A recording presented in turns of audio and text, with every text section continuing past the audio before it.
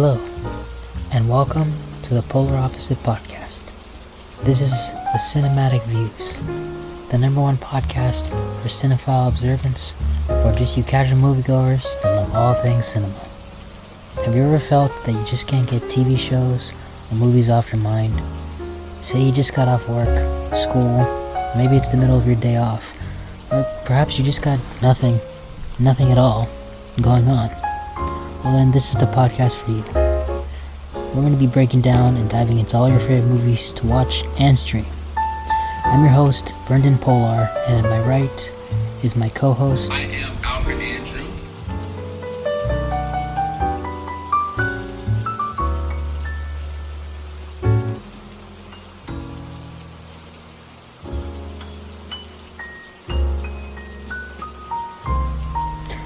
Thank you so much for tuning in with us, and enjoy the show.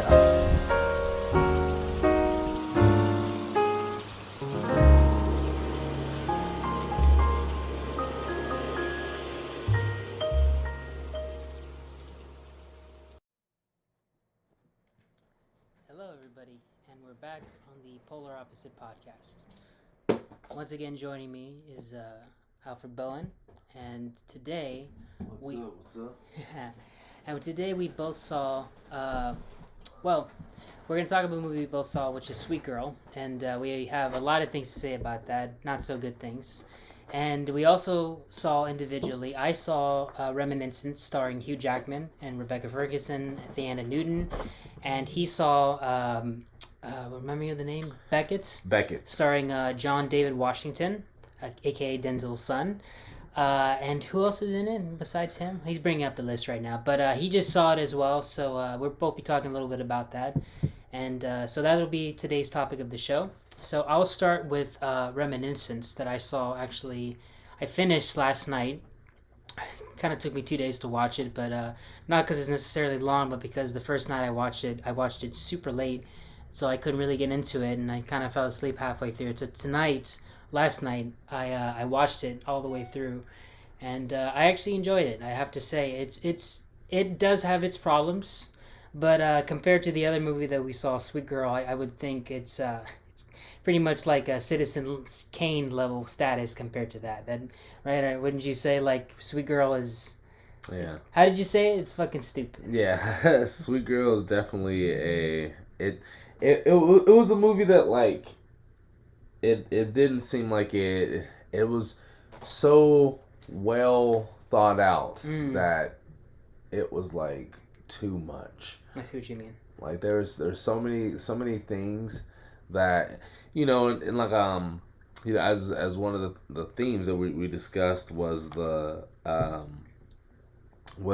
plot convenience, and the plot conveniences in that movie were just very laughable. Yes, extremely. So, I think Reminiscence was not as much of a problem with that as far as plot conveniences.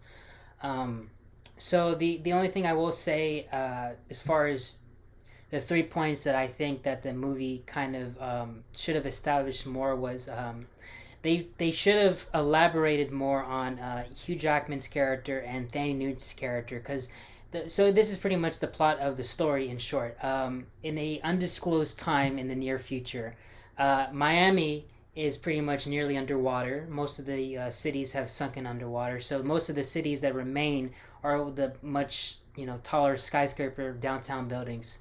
And that's usually the party scenes at night, to most people of Miami now. Meanwhile, in the day, we come to learn that Miami is a complete ghost town, probably because people are probably too hungover to go out anyways. But so Hugh Jackman plays, his name is, let's look it up. I know his name is Nick Bannister. Is that how you say his name, Bannister? Yeah. So Nick Bannister, he is a... without making it sound too stupid, but as the movie describes it too, he is a cop working for a bureau that investigates people's memories and mind.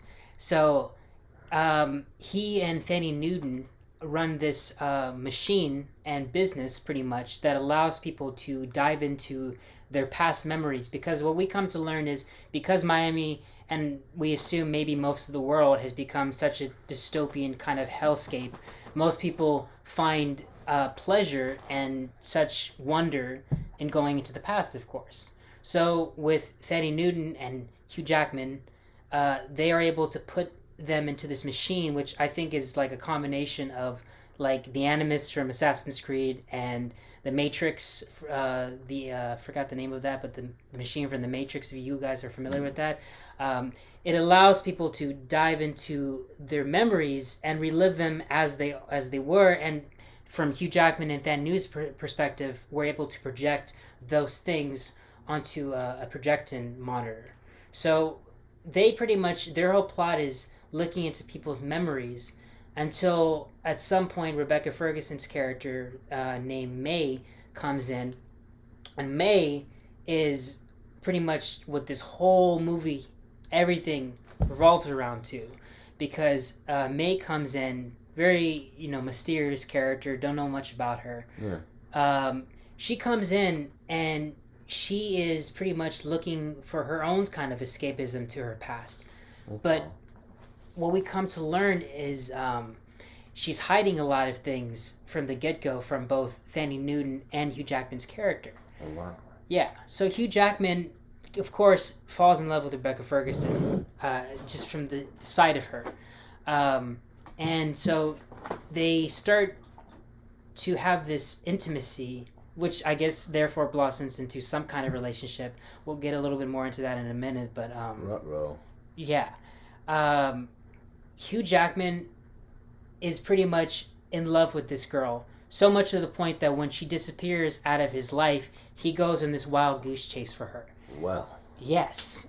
And it kind of pretty much evolves into this breadcrumb, mouse chase kind of thing where Hugh Jackman is chasing after this girl and is going to these different places from this girl's past, from a old prostitution rundown kind of center run by Daniel Wu, who we have to bring up his character's name, but Daniel Wu plays basically the head of this Saint Joe. Saint Joe. So yeah. Let me know. So you telling me that Rebecca Ferguson May, mm-hmm. she goes in to meet Hugh Jackman's character Nick, and they meet just in the Animus kind of machine that goes back in time. No. They meet in real life at first. They meet in real life. Well, they meet in real life, yes, so that she can go back into her past. Back in time, yes. And based on that, like, he has this like attraction to her just off like meeting in this first space. Mm-hmm. Pretty much. So like then you just have this movie where all of a sudden he's so in love and enamored by her that he wants to now go follow her into her past. Exactly. So like he in real life goes to like these past places of hers, mm-hmm. and then like actually like tries to save her or something. Pretty much, to some degree. He is, so convinced that this girl left. First, what he finds is this girl's necklace that she left behind at some point. We learn later on that I guess she was leaving some kind of trail for him, starting with the necklace. But he finds a necklace, presents it to Thandie Newton, and Thandie Newton just laughs it off like, hey, you're overreacting. Like, come on. Like, she could have dropped that. Like, you don't know, like, even if that's hers. Like, you're really so hung up on this girl that you need to let go of her. Everybody is telling Hugh Jackman to let go of this girl. Even the freaking Bureau. Like, at one point, they're investigating into Daniel Wu's St. Joe prostitution ring that he's kind of running, and rather than learn more about St. Joe, which is kind of like the prime suspect of what the Bureau wants to know, Hugh Jackman is so caught up on the fact that Daniel Wu's St. Joe knew Rebecca Ferguson's May at one point. They don't really know what. I think their relationship was just more of like a physical, sexual thing, but we don't really know what the relationship is. But he gets so caught up on like who she was, like prior to meeting him, and what her relationship was with other people outside of him. And so once he actually confronts Daniel Wu is like, I didn't know her any better than you did. She lied to me. She told me a lot of things that weren't true. So at one point, Hugh Jackman is kind of thinking to himself, like, all right, I'm going on this wild goose chase with this girl who it seems like was pretty much only using me for whatever, like to pretty much like use me to a degree that, convince me that she loves me, but in the end she's gonna rob and leave me heartbroken. Man, love them and leave them. Man, so okay, like in that way, you're telling me that she walks into this like dream world because like she's obviously a prostitute and she probably don't want to live that life every day. And in that way he falls in love with her in some experience of time, and then she's a prostitute and an addict, I want to say that, and an both. addict, so both she of them. so boy Yeah. so she a nothing to lose. And so Nope. she's saying everything and anything. Yeah. And in that way, he finds himself like with this woman. Like, of course, she's beautiful. So you just can imagine like how she probably just would have fell in love just in the space of like she even wants him. Right. She's a prostitute, so she's trained to want men, and in that way, it probably wasn't even all that intimate. It just probably could have been just like the space of actuality. Like, oh, this woman is in my bed, and I'm like hooking up with her. It's like it probably wasn't like these extreme deep conversations, or just kind of more of the momentary kind of thing. Exactly. And so it's like fleeting almost, a whirlwind relationship. So it makes sense when you see Thandie Newton or Emily acknowledge, or Watts as it would be, come up in a space of oh, why are you still so like caught up on her? Yeah. And it's like, it wasn't even like this it wasn't even like a real life like 5-year relationship. Y'all had kids planned, and y'all had like the drapes matching the doilies or nothing. Yeah. It's like it was. So it is very interesting because like as this guy goes in, he finds out she's a prostitute, and like so. Is there any reality of like why he keeps going further after that? Well, it is interesting because at one point there's kind of like a crossroads where he almost kind of just like is so like, oh, okay, like she used me, like who was she before she was with me? And at one point he gets Thandie Newton into the machine, and so we learned through a conversation that Thandie Newton's character Emily had with Rebecca Ferguson's May that of course Rebecca Ferguson's asked her like, you don't trust me, you don't like me very much. And Thandie Newton of course says, well, it's not just that, but the fact that you are of course keeping things from Nick, Hugh Jackman's character, and I know you are, so like, the fact that you won't tell any of us just pretty much, yeah, makes me more suspicious of not liking you. So, Rebecca Ferguson actually surprisingly comes out and forward and says her life as far as being an addict and a little bit of her prostitution, a little bit, not much of that, but she does say that, pretty much that most of the things that she's done in her life she's not proud of, and so that if anybody knew, including Nick, about what she did, then she would just think that no one would pretty much look at her the same way or respect her, want her in her life at all.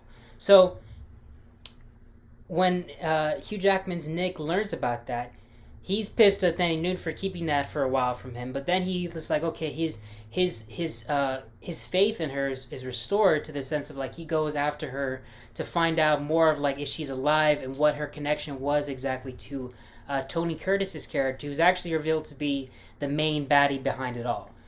He actually is the one who kind of organized the fact that they wanted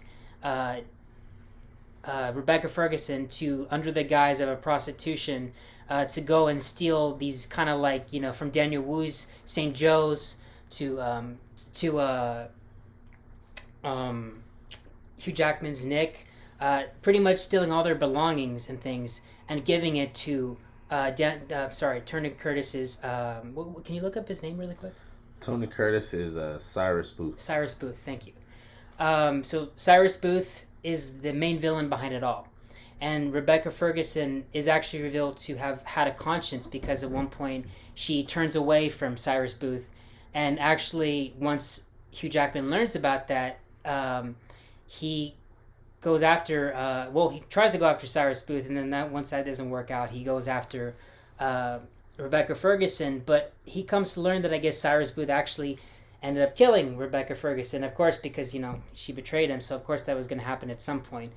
But, so it's kind of almost pointless, the whole wild goose chase he went after, because she ends up dead in the end. So Hugh Jackman is so heartbroken over the fact that she is no longer in his life, that he can't live without her, like in the real world. So rather than that, he puts himself back into the machine and tries to live the life that he wanted with her in the dreamscape world. But in the real world, time passes by, and then Noon comes in at one point and kind of has this kind of heart to heart, like conversation that he can't hear, as far as the fact that she misses him and wishes that things were normal in the real world. So That's wild. Like, it's kind of bittersweet, the ending. right. Like, Yeah. so it's like, it's wild. This guy, like, almost like has this, like, hard persona. You get this Hugh Jackman character. He typically plays, like, a hero, and he, like, protagonist.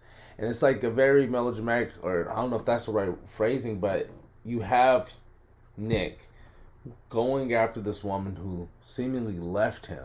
And we don't really know if it's like left because she just like disappeared one day, Mm-hmm. if they had a fight, if it was dramatic or nothing. But either way, she's not in this guy's life, and he does enough to where like he wants to remember her in this machine. But in the real life, he goes after her in these different like action scene ways.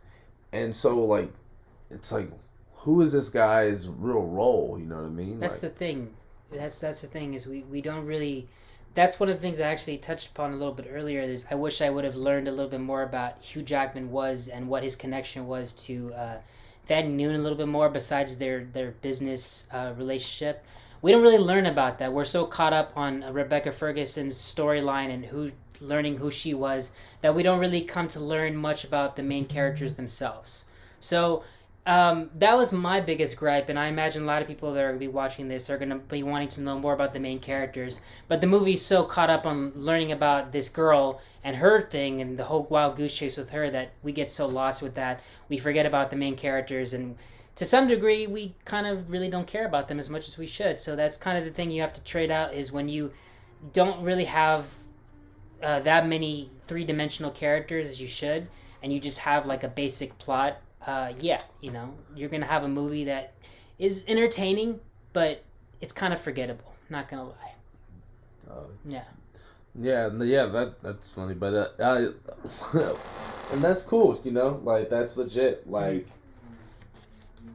you definitely have those movies that you'll find, as I said, on Saturday afternoon. Yeah, and exactly. it'll just come on, and you'll probably just put it on the background. In the background. It's like, Yeah. so it'll be on TV waiting for something else to come on Right. mid-afternoon. Yeah, you're not gonna give any attention to it at all. Yeah. No. Well, yeah, that's what's up though. Nice. So yeah, that Good was synopsis. Reminiscence. That was Reminiscence. It was. I would give it, like, if I was to rate it, I would say like probably 6.5, 7 out of 10. Not bad, but like I said, not very memorable. But I guess if you want to pass an afternoon, go ahead and watch it. Not bad at all. Exactly. So next one, Right. we have Beckett, starring John David Washington. And who else is in it, my man? He just saw it as well. Beckett, it has. Let me pull it up. Beckett has an awesome cast, cool people. Got Tyron, or Tien Boyd, Halbrook, Oh, and I like him. Yeah.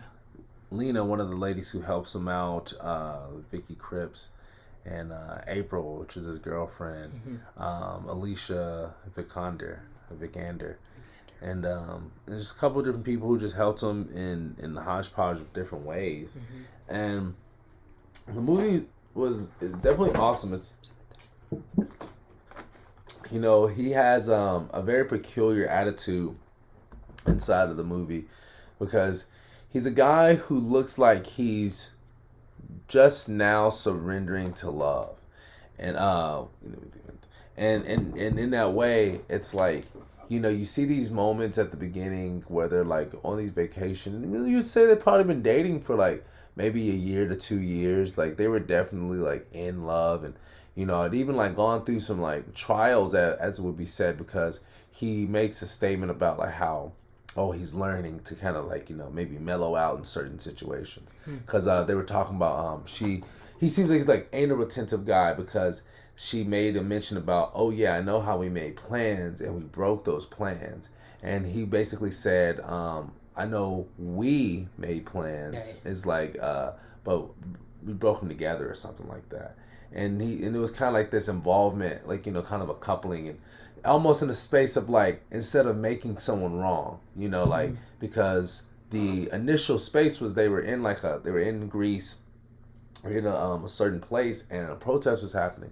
This is like, the fun, sequence of events. So they literally was in this, like, say, like a big city. They were gonna have like they had this hotel right over the main square. So imagine like Greece City main square, beautiful, and they were like, a protest was gonna happen right in that main square. It'd be loud, it'd be hectic. People are just gonna be everywhere. It's gonna be, the energy would be off because it's a protest. You know what I mean? It's not really where you want to vacation. Yeah. And so they left. They went more into like the mountains and everything. So they go to another spot, and it's like cool because as they go, these they end up, dude like crashes and like crashed into this house where like this boy was being held up.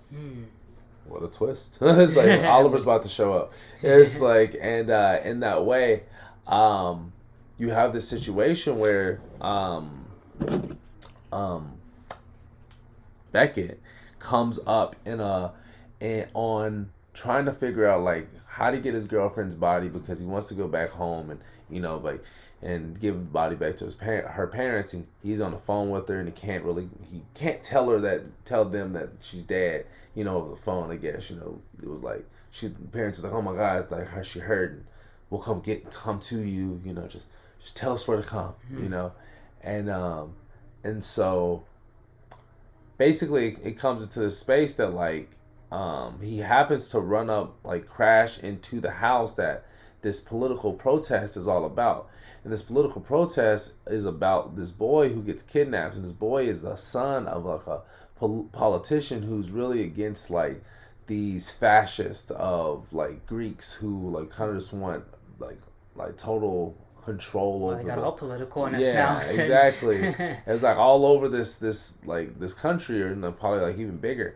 And so they have the police involved, and like you have Beckett, who happens to like somehow some way get back from the police station to this house that he was at and crash into, and he's just like man, this is like, I have no idea where I'm at. This is the only place that I have any relevance to because this is the place that my girlfriend died at. So he's just over here remembering. He's like literally about to commit suicide, like, and like this woman pulls up, and like you just imagine, like, I actually thought the woman was like the woman that you saw earlier in the movie, like in the space, because like they kidnapped this boy, and maybe it was because she pulls up and she takes out a gun and shoots at the dude. So now the movie starts, and now the guy's on the run trying to like get away from everybody.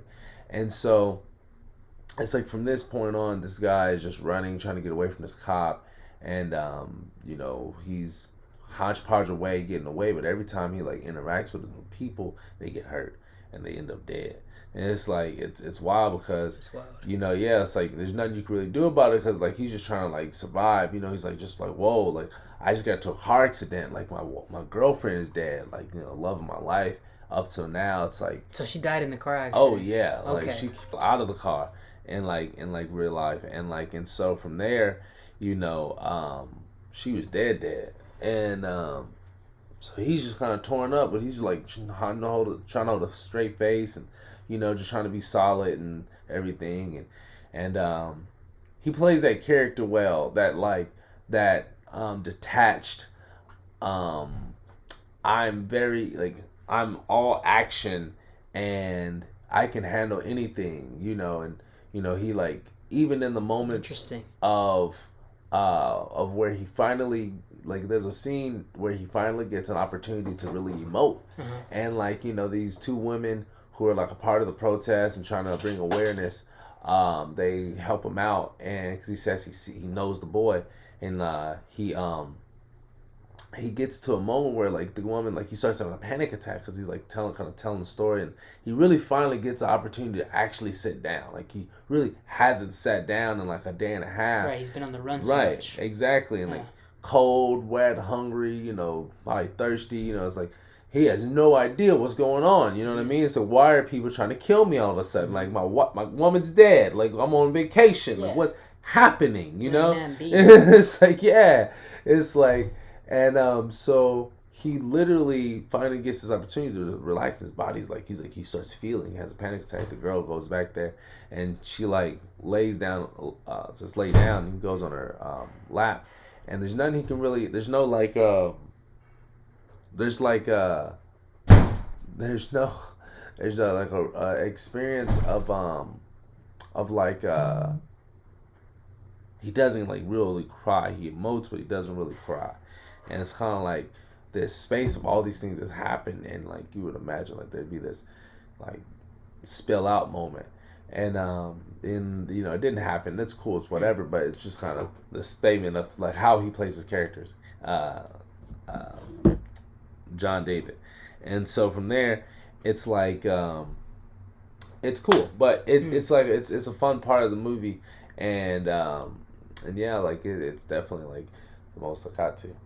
it is like I gotta ask, is John David Washington, when his girlfriend gets killed, is he like, so what is like? Tell me like the sequence of events from like the car crash to like hit. I think does he end up in the hospital? Like what exactly from what you remember happens? So to the point that he's on the run. Like does he? Because you said he has no brakes. So like, was he not hospitalized at all after the accident, or what happens? So yeah, from the moment he got into the hospital, it like they were trying to like he was resting, but he was trying to find out where his girl was, and they like really wasn't like cooperating with him in a space of like trying to tell him where she was. Because imagine this, like it's a political situation, so like you imagine this is a house that's a safe house, and this guy randomly crashes into the safe house. So the boy, like was maybe even in that room, but like got away. That because like they crashed their car into a house, so there's a hole in the house, and maybe there's like the boy was in this room because like in the scene that they crashed the house, Beckett sees the boy and this woman, and like he like sits down with the cop. Sorry, bro. He sits on the cop and like he starts telling him, he's like yeah, he's like the cop's like, so what happened, what do you remember? He's like, yeah, crashed and just driving, and yeah, and he was like he's like, there's some people, I just wanted to make sure these people aren't hurt. And the cop was like, no, there's no people, no, that house been abandoned for years. He's like, no, there was 2 people there last night. And the cop was like, maybe they're refugees, and like that's what he says to but him. They just blow it off. Yeah, exactly. Okay. So from that moment, that's when Beckett becomes like a threat, and that's where you have like and plus you got to realize that this house is a safe house. So he's like, where's my girlfriend's body? They've buried her body, like they dumped her in some ditch. She's like cut up, she fell to the hogs. Like this is a body Jesus. and a place. You know what I mean? Like they can't let people know anybody was here. And like the way that they move through the whole rest of the movie is like they don't really give a fuck. Because like literally Beckett engages with this old man that like he runs up on this group of men that's like hunting, and he's like, hey, I need help, and like they help him out, and then like some I guess like the he's the old man's like with 2 other people, so maybe the 2 other people called the cops, because it's like random dude comes up, he's like bleeding and a whole bunch of shit, it's like, shit, call 911, like why wouldn't you, Yeah, it's like it's a logical thing to do, right? And so the cops are obviously looking for that, and then the cops show up, and they go into this old man's house. The old man's like, hey, nobody's here, and they hit the old man like in the back of the head, so you see the old man's face bloody, and then the old man has a dog, and they shoot the dog. And so it's like they just go through. They're killing everybody. Yeah, like they just like come in reckless abandon, like they don't give a fuck. It's like podunk country town, I guess. It's like who the fuck are they really gonna call? It's like we are the police. Like, you're gonna call us? Yeah. It's like there's a point of that. Yeah, it's like, and from there it's like. So everybody's after this guy. Oh yeah. And they're killing anybody that stands in their way, pretty much. Anybody that stands in their way. Wow. Ruthless. And so it's like pretty much like. It's a good suspense thriller. It's like there's some decent action in it. It's like, it definitely gives enough of mobility throughout the movie that keeps you in your seat. Mm. You know, it's a fast pace. It's not fast. It's about a medium speed pace, but there's a lot of consistent action, and like the consistent action is like really pushes the movie because like the guy moves through like multiple towns and cities and he gets help in these different ways, and it's just like it's just funny because the way he moves is like a very straightforward way. It's like he doesn't play. He plays to the emotion of the situation. He doesn't play to the person's emotion. He doesn't like say, "Hey, would it be okay if you help me?" Or "What is like, would you cool if you help me?" The dude's just like, it's like, "I need to go to the embassy." He's like, "Do you own this?" But like, he walks with these people. Like, "Do you own this bus?" Or like, connect like control of the bus. And it's like, and he just asks like these very straightforward line of questions. And it's like you see the guy and he's like, you know, breathing hard, he's running, he's like bloody, he's like his arm is broken, like he's in a cast. So he's like, he's in bad shape. Like you couldn't imagine that he did something like he's some murderer, like in a subtle space, because he's not in a physical like space to just be like, say he's like some raving lunatic. Right. You know what I mean? Like he's not some raving lunatic. He's this guy who just came from the hospital recently. He's lost his like, girlfriend. Right. Yeah. And it's like, but even without knowing his story, you can like feel that vibe. And it's like, so he gets all this help, but everybody who helps is so genuine because like they're country folk. You know, it's like very genuine people. Like there's no like animosity. There's no like stereotypes. You know, this is in the middle of Greece. Like, you know, it's like you would almost imagine like race and things aren't really a big deal. It's like there's just a person. Like maybe there's something, but like they don't see the color. Yeah, it's like, you know, you That's see nice. a person in that space, and it's like, oh wow, it's like you're. He walks up on these people who are like bee farmers, and like they let them use their phone. It's like, dude, you like you just came up on us, but you know, it's like you need a phone. Like you need to go to the embassy. Oh shit, American. You know, it's like it's like, you know, then like they call the police because of course they're like, man, like this dude just like ran up on us. Like what the hell? He's trying to get to the embassy. Like I don't know what's happening. And it's like, you know, because like they're just genuine people. You know, like everybody's gonna like think like that's the first thing you're supposed to do is call the cops. Like why not? Like not even like on like some alarm level stuff. It's just like this guy's bleeding. Like there's like a lot happening. You know. Yeah. And it's like you would. I don't know. It seems like genuine in everybody's space, and you know, and even as genuine as they are, they actually end up getting killed. So it's like, but you know, it's still like a funny experience of the whole movie. You know, I'll definitely say that it's worth the time to put into it. You know, and actually see the whole thing through, and like I don't know, just like it's fun. I would say just get your popcorn ready. You know. It's not going to be a whole bunch of hand-to-hand combat. No. Just a regular guy. And he puts himself and gets himself out of shit, you know, in the most peculiar of ways. I have a question that I want to ask, because as a lot of people, I've been hearing different things. Like, I haven't really seen the movie, but I've been hearing like different reviews about it. And people have actually been putting down John David Washington as far as like they don't really buy him as a leading man. I mean, because the dude's motherfucking father is Denzel Washington. I mean, so it's hard to even compare or try to rise yourself to that kind of level, you know what I'm saying? But like, what do you think as far as him as a leading man? Do you buy him with the character's emotions as an actor? Like, were you convinced by him at all? Were you like persuaded by him? Did you want to know more about him, or were you just like whatever? I imagine it like for me it's like it's always the actor that sells the character. Yeah. I think it's because it's not like he's a bad actor. I think they cast him in these very dry roles. Like even in Tenet, he was this guy. Like he was the same guy in Tenet, and you see a guy who just barrels through the fucking movie. You know, he's like fucking he not Nick Cage, but like yeah, kind of like Nicolas Cage, like like even like in Con Air, the first movie that comes up, like Nicolas Cage is just some dude. He's like trying to write to his little girl. He's trying to get to like his family, and you know, and then there's all of a sudden stuff happens. You know, he doesn't ask any questions. He doesn't like have any big like talking scenes. He just gets the job done. Yeah. And so it's like I think it's the same space for him. It's like he's not like asking a whole bunch of questions. You know, like in Tenet, they actually developed him because over time his character like got more intelligent through information, and like so. It's like with him, he's like, I think he plays this very, like I said, even in the space of his character initially, he was just trying to learn how to love in the space of just trying to learn how to emote. Like his characters don't play the emotional man.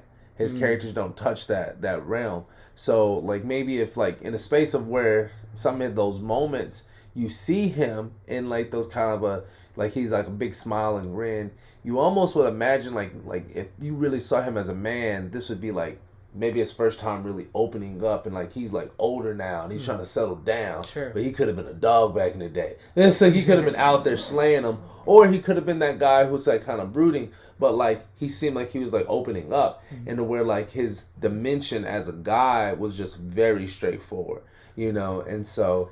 In that way, that's it seems like the roles that he goes for in the space of a leading man, and like maybe you see this a little bit more high action movie. Like I said, Tenet was a little bit more high action, and like maybe you can buy it a little bit more because there's like gunshots and things. But there's gunshots here, not that the action is not present, but like in Tenet, there was more hand-to-hand combat. There was more like intimate scenes. Like here, like the most intimate scene that I got was like when they were in the train, and like they were like hand-to-hand kind of scuffling, but like everything else is like him getting shot at, him running, and like just kind of like hiding.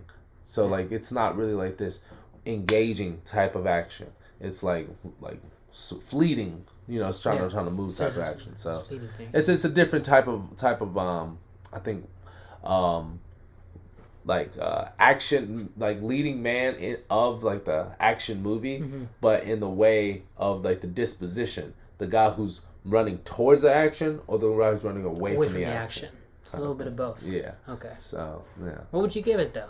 From what you've seen? I guess out of 10, I definitely give it like a good 8. Like I definitely say like 7, 8. Like it's good. The plot is good enough to keep going. It's simple enough to where it follows through. There's no like big like random moments almost. Like the most random moment is like the convenience of him running into that house.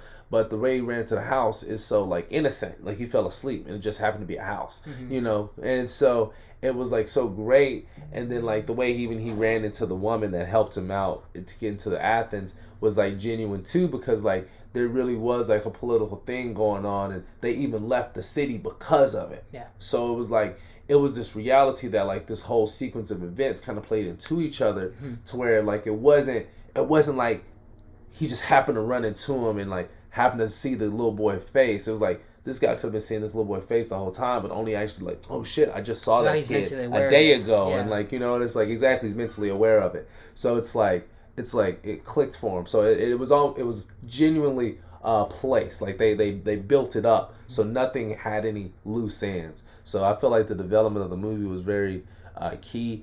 It was there's a word for like when you keep all the moments in like chronicle order. Oh yeah, okay, yeah. So it's like it's a guy that's his job is to do that. Yeah. But yeah, really good movie for awesome. Sure. Okay. So we saw 2 movies that we fairly enjoyed, and so now I think we saved the best for last as far as Sweet Girl, starring Jason Momoa, and let me look up this girl's name. She's a young up and comer. Let's see, Sweet Girl. Isabella McKay. Is that how you say her name? Merced. She's a. She's. I did a little bit of research on her. She's a. I think, is she Peruvian? She's some kind of Southern American descent. She is Hispanic, of course, if you couldn't tell by looking at her, by her name. And so she is probably the newest face of this movie. The other person starring it is Jason Momoa, aka Aquaman, as many of you are familiar with. He plays, let's look up their characters' names. Jason Momoa plays Cooper, and Isabella Merced plays Rachel. She's had a career. Yes, she has. She has done a lot of things. Like all of her movies are huge. Yes. Like everything she does is big. Everything. She has money. And she's only like 20 years old. Can you believe that? 20. She's been all over Nickelodeon and Transformers. She's on a good roll. Yeah.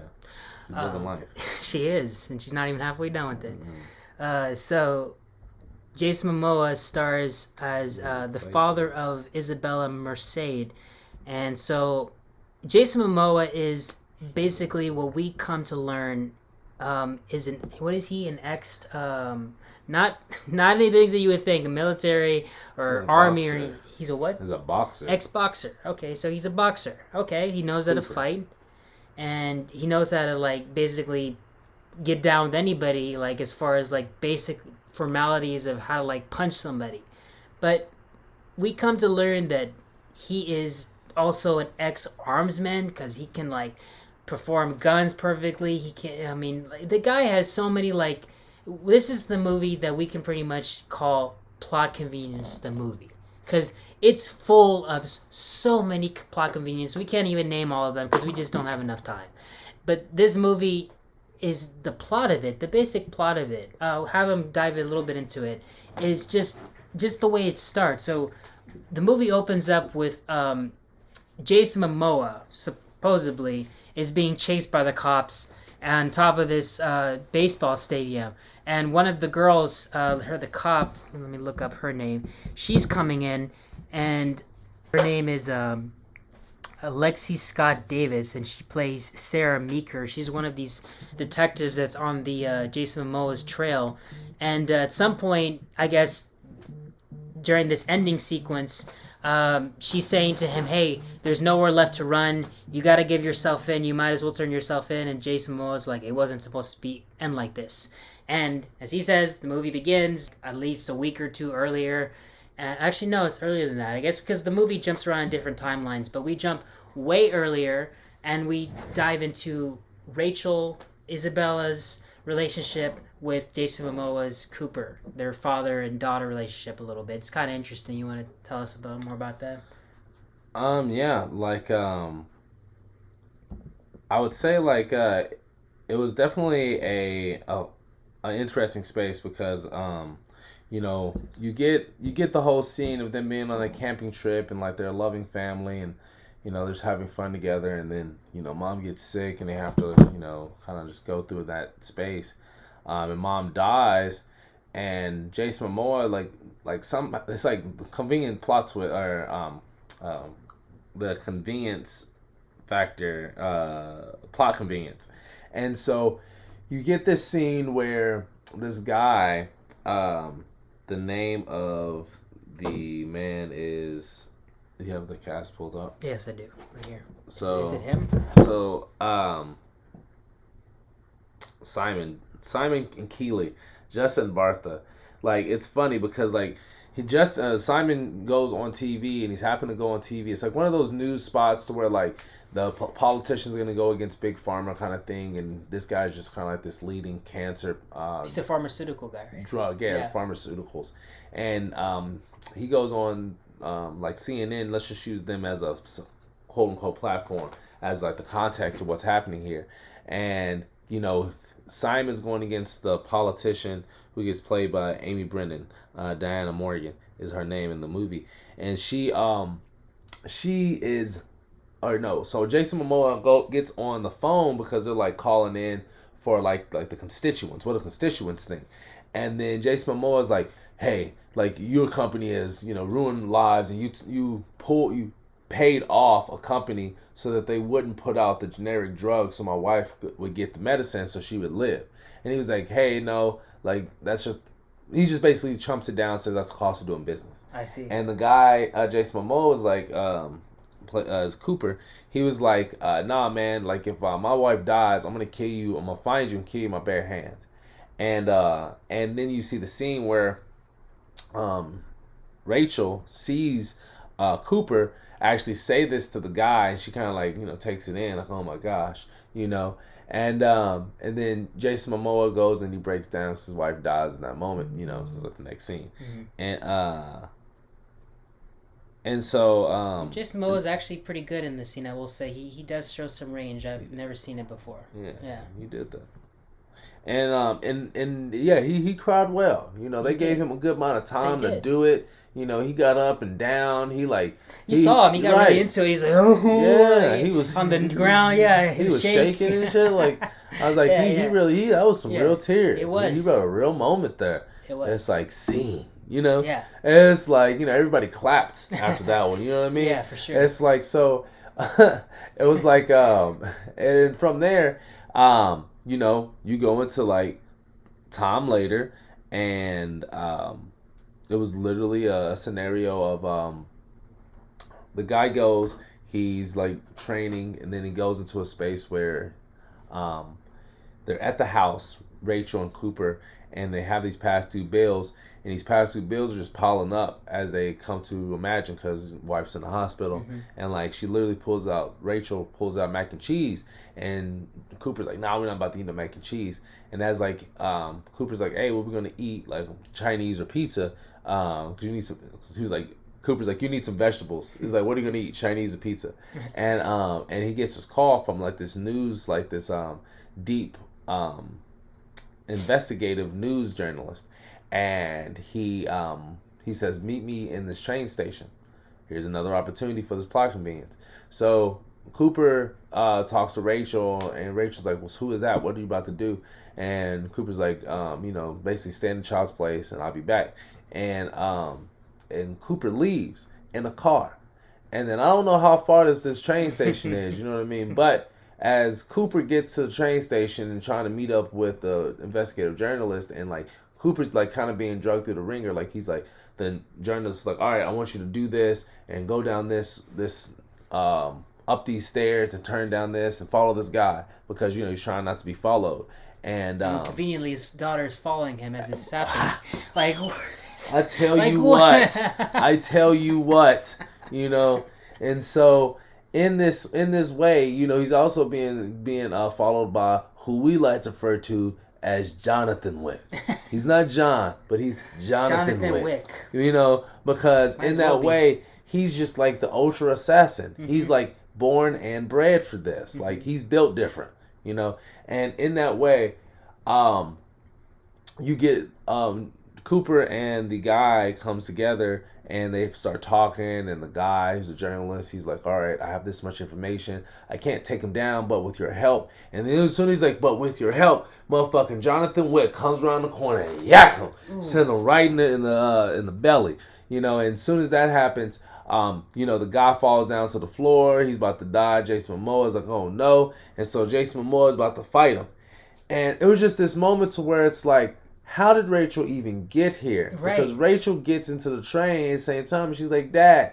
And now Jason Momoa goes from some like, you know, 6'4", I am a trained boxer at the very least, because we don't really know what he's done in his whole life, but we do know he's a boxer. And it's like, and he goes from this boxer to being a dad, and now he's concerned about his wife, his daughter, and in this way, he's like not as ferocious as you imagine a 6'4" grown trained man would be. No. Because like he throws these punches and they hit, but you know, it is Jonathan Wick. Yeah.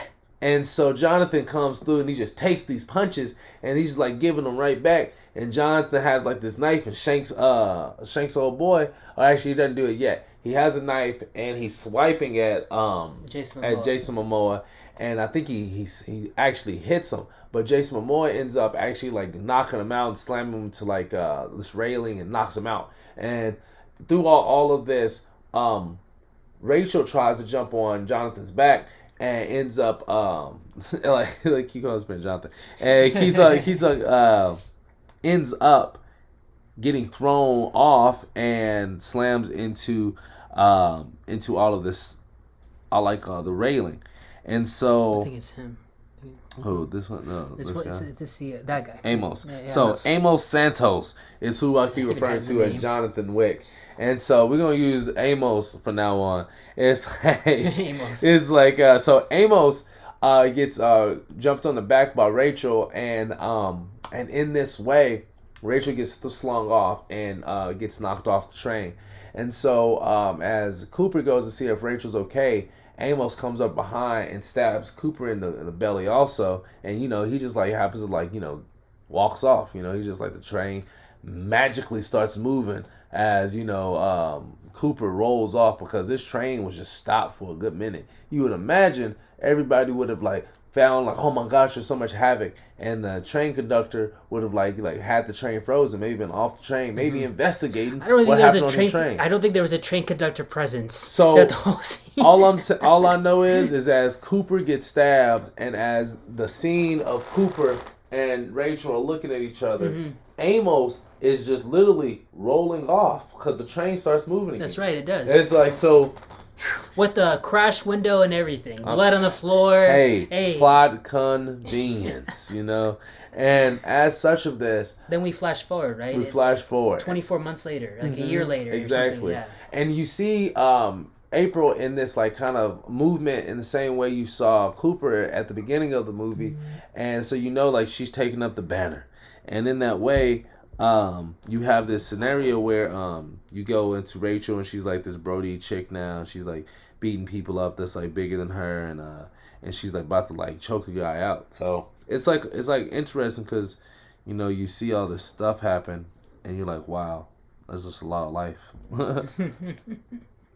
Yeah, it's true, and I feel like talking speakly on plot convenience. So we learn, because we learn a little bit more after this train sequence. We follow more of Isabella Merced's Rachel character, and we kind of start to learn a little bit more about her and like what her relationship with her father is and was exactly. And so Rachel is kind of, they even hinted at actually in the beginning when we see her again, she has sort of this I guess Jason Momoa had it too, but she has more of this kind of determined aggression against people. And so this one sequence where she's fighting a guy, she's like has him on an arm choke, and like she won't let go of the guy, and like the ringer is saying, hey, let him go, he tapped me out, and Rachel's like just like I'm gonna choke you out. It's like, okay, like she has some kind of anger and demons in her. We want to learn a little bit more about that. So Rachel, I mean, before we go any further, the people that care, I gotta ask you, I mean, because the movie is so generic. I mean, everything that we would name is like, you've seen this in every other movie. So I feel like the most thing that this movie has going for it is the fucking twist. It's the most clever, convenient thing about it. And you know what? I don't care. I'm going to spoil it here because, you know what?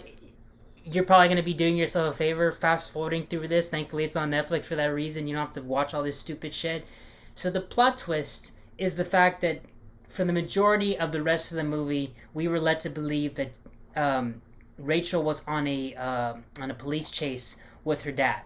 It turns out it was just her in general embodying her dad. It's the Tyler Durden, for you Fight Club fans, it's the Tyler Durden, twist thing of like, okay, it was always me. I was the person. I was Tyler Durden. She was Jason Momoa's Cooper throughout the whole rest of the movie. She was embodying her father's actions, movements, her fighting style, everything. How? That is up to you guys to decide, because we have no fucking idea. That is where the plot convenience continues and pretty much where it ends, because you know what I mean? It is funny too, because in the very first scene where the first guy Keeley gets killed, Keeley has this like this big white man with a faux hawk, and like it's like he didn't look like no punk. Like these are trained assassin, or not say assassin, but trained bodyguards. And like so this guy who like looks like he's like pretty broad, like pretty big, she comes in and like beats him up. I can't remember every single like movement that went through, but like these were just like, imagine like some movements of like you're fighting a big guy, and like Jason Cooper, he fights in this way of like a brawler. So like there's scenes where like you're going to like be close hand to hand, and Rachel's 5'1". Yeah. She's a little girl. Yeah. I mean, in reality, like, even the girl is like, even at 20, she's a small little girl. It's like, I mean, come on. She plays Dora the Explorer. Yeah. So it's like, that says it all. Yeah, so it's like she is like, but like, you imagine like, okay, maybe she did some like some Split level stuff, and she's the Beast. You know what I mean? Like if you've seen the movie Split, and that guy turns into the beast. When you watch the movie and he turns into the beast, he Mm-hmm. physically He turns metamorphs into into the that thing. beast. Yeah. Like his body physically gets bigger, and it's like you actually could acknowledge that because like there's real realities where like moms will like adrenaline rush and like lift a 2-ton car off of a child. There's like real stories about that. You know, the ability to be present in your strength is real, but like it's definitely a space where you know, just like get real brolic on these. It's like very interesting in that way.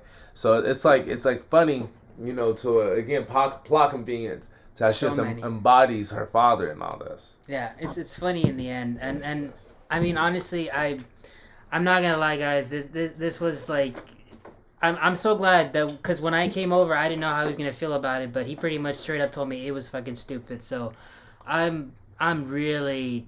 I wouldn't recommend this one if you guys want to watch it, because apparently it's one of the most top movies right now. I don't know how, but it is.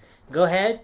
But I would definitely give it a I don't know how we can go any lower, but so a 0 out of 0, but definitely a 0.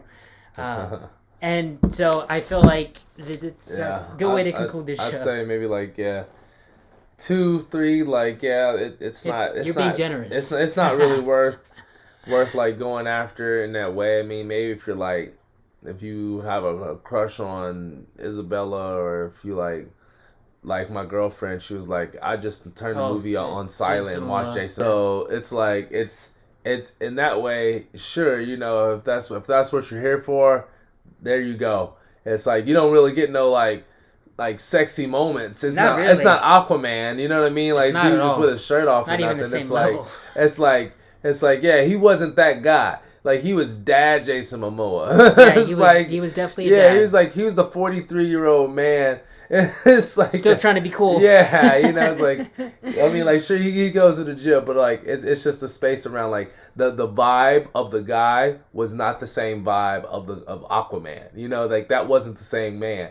So it's like, you know, like that. No comparison. Yeah, and in the sense of like, you know, like being that Brody, because like even in those scenes when you watch Jason Momoa fight, it's like, again, when he's fighting freaking Amos, you just expecting him to just be that much more Brody. Like, you just watch Aquaman, you like disappointed. You know what I mean? Right. It's like, you know, he's like doing 360 fight scenes in Aquaman. It's like, I'm going to need you to come with it. You know? Yeah. And so it's like, that needs to translate somehow. I expect something out of you, sir. Right. Like, you're 6'4". So, like there was certain moments where I was like, oh, okay. I was like, you know, y'all going to be disappointed. You know, because like if it was Jason Moore fighting in those real fight scenes, like he barely survived off the skin of his teeth. You know what I mean? Like, and it's just like, I don't know. It was like sure, regular guy, but still like there's space to say like you see this man in the gym, like he's in a boxing gym. Like you just imagine he's hitting it every day. Like that's his life. Like, and she even goes a moment to say like when she's describing her dad, she's like, oh yeah, he fought guys. Like he wasn't like maybe like the top level, but he like was at the top level to say he was like their ring partner. You know, and you got to be a pretty Brody dude to be a ring partner. You know, you might not be the guy in the freaking like big circle, but like if you're a professional, a roadman, like you're fighting all the time and you're fighting the greats so that they're great. You know, so it's like you might be the guy that they bring in to fight that next guy's opponent. You know, so that means that's a testament to how good you are that they had to bring you in. Definitely. You know, so it's like he could have been that guy. Let's just give him that much credit in this plot convenience since we're just giving away shit. It's he could have been. It's like, but he didn't show up like that. No, he didn't. How you present yourself and how you show up is completely different. Right. So it's funny because I feel like the only thing that I will say that all these movies had in common, the ones that we watched, is these are movies that they are meant for streaming specifically. Not to be mean or anything, but I mean, I wouldn't go out and waste my money to go see these movies. I mean, these are movies that, again, like you said perfectly, back in the day, like they would be playing like on, you know, Saturday morning, like, you know, in the background. Like, I mean, look, I'm a big fan of action movies, and he is too. We described that last, you know, episode about how we like some of the Fast and Furious movies and everything. But I mean, like even those movies, like at least with the continuity and things they build in some of the characters, at least you care about them to some degree. These movies, they have throwaway characters, throwaway plots, and it's kind of like one of those things that I don't want to say it's a waste of space and time for movies to put money into, but it's like, look, if you're gonna put this shit anywhere, Netflix, Amazon, HBO Max, because that's actually one of the big ones. That's where Reminiscence came from. And I think the other one is Hulu. So if these are movies that we're going to be seeing on streaming, then it's probably best that they stay there, because I'm not going to pay for this shit. Yeah. No offense. Individual paying. Individual versus, paying. Yeah. No. I get that. Yeah. But yeah, that's funny. But yeah, that concludes our show for today. Thank you for joining us, everybody. Yeah. And we'll see you next time. And hopefully, we'll have better movies to describe to you guys. But hopefully, you know what? Hey, I'm a big fan of watching bad movies when you're in the mood for it. So check them out, guys. Just see what you guys think. All right. So thank you for joining us, and have a good day, night, whatever you guys are doing. And we'll see you in the next episode. Yeah.